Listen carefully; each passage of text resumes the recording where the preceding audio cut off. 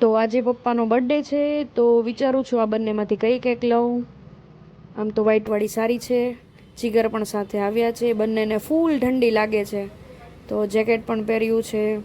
હાય જીગર. તો ફાઇનલી આપણે વ્હાઈટવાળી cake select કરી છે. તો વિચારતી હતી પાપા લખાવું કે ડેડી, બટ મને પાપા વધારે સારું લાગ્યું, તો પાપા લખાવી નાખ્યું છે અને આપણી કેક રેડી છે. તો ચાલો આપણે પપ્પાના ઘરે જઈને એમને સરપ્રાઈઝ આપશું. ફાઇનલી કેક લેવાઈ ગઈ છે.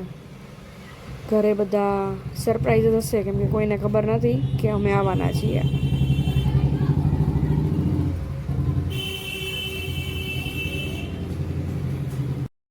તો ફાઇનલી આપણે બધા ભેગા થઈ ગયા છીએ સેલિબ્રેશન માટે. આ મારી સિસ્ટર છે, આ ખડૂસ બનેવી છે, આ તો વાત જ ન કરો, ઓળખતા જશો બધા તમે.